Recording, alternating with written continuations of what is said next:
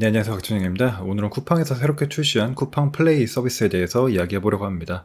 월 2,900원만 내면은 기존에 우리가 사용했던 넷플릭스와 왓챠 같은 그런 스트리밍 서비스를 이용할 수 있다고 하는데요. 자세한 내용 준비된 자료 보면서 말씀드리고, 제가 개인적으로 생각하는 그 쿠팡 플레이에 대한 어떤 인사이트도 같이 전해드리도록 하겠습니다. 자, 첫 번째 기사입니다. 쿠팡 OTT 서비스 쿠팡 플레이 론칭 종합 플랫폼으로 간다. 그래서 여기 보시는 화면과 같이 어플리케이션으로 이용할 수 있는 OTT 서비스다라고 볼 수 있겠습니다. 우리가 흔히 이제 넷플릭스와 왓챠 같은 서비스들이 있죠. 쿠팡의 동영상 스트리밍 서비스 쿠팡 플레이 론칭했다. 쿠팡 플레이는 영화를 비롯해 국내 TV 시리즈 등 영상을 무제한으로 시청할 수 있는 동영상 스트리밍 서비스다. 그런데 여기서 포인트가 이제 쿠팡 와우 멤버십 서비스에 가입한 회원이라면 추가 비용 없이 이용할 수 있다. 쿠팡 플레이 앱을 다운로드 받고 쿠팡의 거 연동만 하면 별도 가입 없이 이용할 수 있다라고 하고, 현재는 이제 안드로이드 버전만 먼저 출시가 되고 이어서 이제 아이폰이나 태블릿 버전까지 출시를 한다라고 합니다. 그래서 여기 또 두 번째 포인트가 이제 쿠팡 플레이 계정 한 개로 최대 5개까지 프로필을 만들 수 있어 여럿이 함께 할 수 있다. 이거야말로 참 큰 강점 아닌가라는 생각이 들고, 지금 넷플릭스도 사실 4명인가요? 5명까지 이제 이용이 가능한 걸로 알고 있는데, 사실 가격대 구간 자체가 많이 차이가 나죠.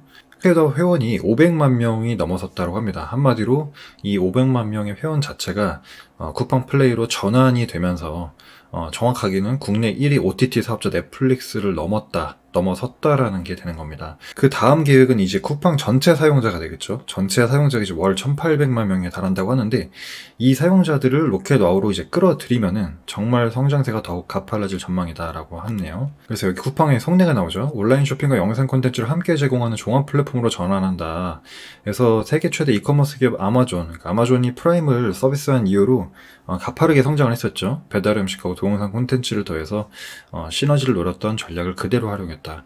그래서 국내 시장을 보면은 네이버 쇼핑 일단 치고 올라오고 있는 게 가장 크고, 그리고 내년에 이제 11번가와 아마존이 국내 진출을 예고하는 상황에서 여러 가지 이제 위기 요인들이 있기 때문에 이거를 타개하기 위해서 쿠팡 플레이라는 서비스로 론칭을 했다는 겁니다. 그래서 여러모로 이커머스 유통업계에는 굉장히 치열한 경쟁이 예상된다라는 거고요. 그래서 쿠팡 플레이하고 이제 내년도에 진출을 예고한 디즈니 플러스까지 정말 이제 국내 OTT 시장이 춘추전국 시대가 됐다라고 하는데요. 내년 디즈니 플러스도 상륙, 내년에는 그 IP 제국으로 불리는 디즈니 OTT, 디즈니 플러스가 국내에 상륙한다. 그래서 국내에는 지금 벌써 넷플릭스가 있고 왓챠가 있고, 또 국내 컨텐츠는 또 웨이브라는 서비스가 있고요. 그래서 여기 이제 디즈니 플러스와 이제 쿠팡 플레이까지 총 5가지 이제 서비스들이 경쟁하는 그런 구도가 될 것 같아요. 그러면 쿠팡이 기존 로켓아웃 회원들을 대상으로 이제 혜택을 제공한다고 했는데, 기존에 2,900원 냈었던 그 혜택이 어떤 것들이 있었는지 한번 보니까요. 첫 번째로는 이제 로켓 표시가 되는 상품은 무조건 무료 배송. 그리고 로켓아웃 회원들은 신선식품 세복 배송, 30일 무료 반품, 특가 상품 혜택 및 적립, 이제 이런 혜택이 주로 있었던 것 같아요. 그러면 쿠팡 플레이 출시가 앞으로 이제 쿠팡의 성장에 얼마만큼 이제 큰 역할을, 견인 역할을 할 거냐라는 부분을 아마존의 선내에서 한번 찾아볼 수 있을 것 같아요. 그래서 아마존에 이제 비슷한 프라임 서비스라는 게 있는데, 역시나 방금 이제 말씀드렸던 그 로켓아웃 혜택과 비슷한 혜택을 제공을 하고 있고요. 그래서 아마존에서는 이제 프라임 서비스 자체를 이제 2014년 12월에 이제 출시를 했다고 하는데, 이 멤버 수의 그 성장, 그 추이 곡선을 보면은 사실 14년도에 폭발적으로 이제 성장을 한 거를 볼 수가 있습니다. 그래서 왜 프라임 멤버 수가 중요한가? 왜 프라임 멤버 수가 중요하냐면 이 사람들의 헤비 유저이기 때문입니다. 그래서 일반 회원에 비해서 훨씬 더 충성도 있는 그런 이제 활동과 높은 객단가를 이제 보이고 있다라는 사실인 거죠. 네, 그래서 월 2,900원만 내면 다양한 동영상까지 즐길 수 있다는 쿠팡 플레이 소식을 한번 알아봤는데요. 일단 뭐 이런 서비스를 한다라는 것 자체는 뉴스인 거고, 우리는 항상 이제 뉴스 이면에 이제 가려진 본질을 좀 살펴봐야 된다고 생각을 해요. 그래서 몇 가지 전략에 대해서 생각을 해볼 수가 있겠는데, 첫 번째로는 쿠팡이 오프라인 테마파크 전략을 좀 취하고 있다.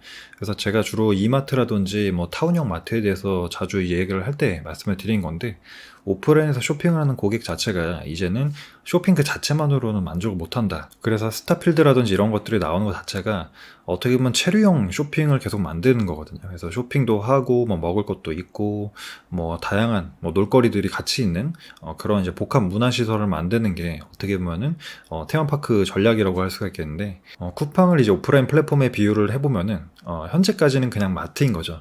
그런데 이제 규모가 어마어마하게 큰 그런 마트인 건데, 여기에서 이제 조금 더 놀거리를 추가를 한다라는 겁니다. 그래서 동영상이 곧 컨텐츠고 컨텐츠가 놀거리이기 때문에 쇼핑을 중심으로 해서 다양한 놀거리와 볼거리를 갖춰서 어떻게 보면은 조금 더 테마파크형 전략을 취하고 있다, 이렇게 볼 수가 있겠고, 두 번째로는 이제 상대적인 경쟁사와의 변별력 차원에서는 기업형 찜질방 같은 느낌도 좀 났어요. 그래서 우리가 서울에 사시는 분들은 아시겠지만 용산에 그 드래곤힐 스파라는 큰 찜질방이 있습니다. 거기 가면은 이제 찜질이 메인이라기보다는 뭐 먹거리, 뭐 영화도 보고, 뭐 책 읽는 데도 있고, 하여튼 안마시설들도 굉장히 복합적인 시설이 있다라는 거죠. 그러면은 찜질방을 다니는 고객들로 하여금 내가 A라는 찜질방, B라는 찜질방이 있을 때 어떤 데를 갈 것이냐, 조금 더 시설이 좋고 조금 더 놀거리 볼거리가 많은 곳으로 간다라는 거죠.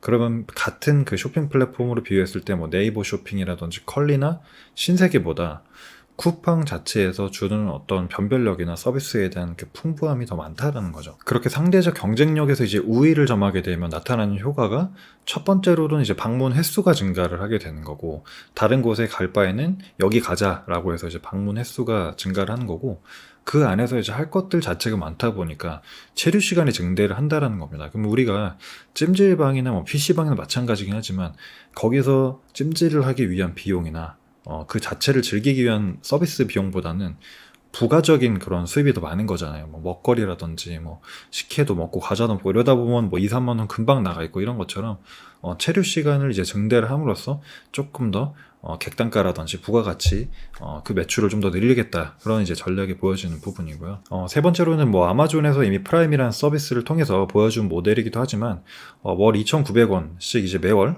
정기 구독하는 모델 자체가 어떻게 비유를 하면 좀 실손보험 같은 느낌도 좀 나기도 해요. 그래서 우리가 이제 전 국민이 거의 다 실손보험 하나씩을 가지고 있긴 한데, 그 보험을 낸다라고 해서 모든 사람들이 매월 내는 보험료만큼 뭔가 혜택을 누리느냐, 그렇진 않거든요. 누구는 이제 보험료만 꾸준히 내고 사용을 안 하는 사람도 있고, 어떤 사람들은 굉장히 사용을 많이도 하고, 물론 이제 컨텐츠라든지 회원 혜택을 굉장히 많이 사용하는 이제 회원도 있을 거지만, 한 달 동안 뭐 쇼핑을 한 번도 안 하고 아무것도 정말 안 하는 그런 돈만 내는 회원들도 있을 것이고, 그러면은 이제 상대적으로 혜택을 많이 사용하는 그 회원에게 지출되는 비용 자체가 아무것도 안 하고 돈만 내는 그런 이제 유료 구독자의 모델로 채워진다라는 겁니다. 그러면 2,900원씩 로켓 와우 회원 자체가 이미 500만 명 확보가 돼 있다고 했고, 쿠팡 전체 회원까지 하면 1,500만 명이라고 이제 했는데, 그 중에서 뭐 1,000만 명만 유료 회원에 가입을 한다라고 해도, 제가 이제 계산기를 두들겨 보니까 한 달에 한 15억 정도가 되더라고요. 그러면 쿠팡 입장에서는 매월 이제 15억씩 이렇게 따박따박 이제 돈이 들어오기 때문에, 사실은 거기에서 남는 그 잉여금 자체를 조금 더 수익화해서 뭐 투자라든지 다시 자금을 돌릴 수도 있는 거고, 1차적으로는 이제 쿠팡 플레이를 론칭을 했기 때문에 양질의 컨텐츠 확보에 주로 이제 비용을 많이 사용을 하겠죠. 그렇게 해서 이제 양질의 컨텐츠와 양질의 혜택을 제공하고, 그것들은 다시 한번 회원들에게 돌아가는 선순환 구조가 이제 형성이 되는 거고, 나중에는 가격을 조금씩 올리기는 하겠지만은 어쨌든 이제 타 서비스에 비해서는 2,900원이라는 비용 자체가 상당히 저렴하기 때문에 초반부에는 상당히 이 부분에 대해서 많은 서비스 전환이 일어나지 않을까라는 생각이 듭니다.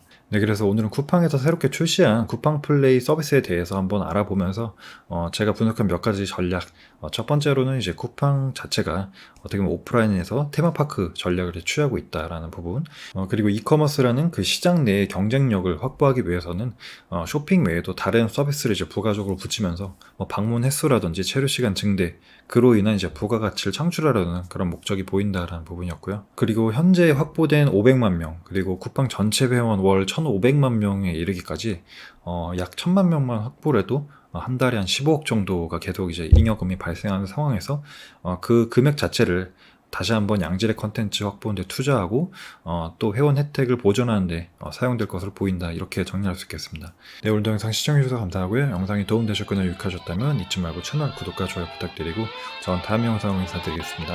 감사합니다.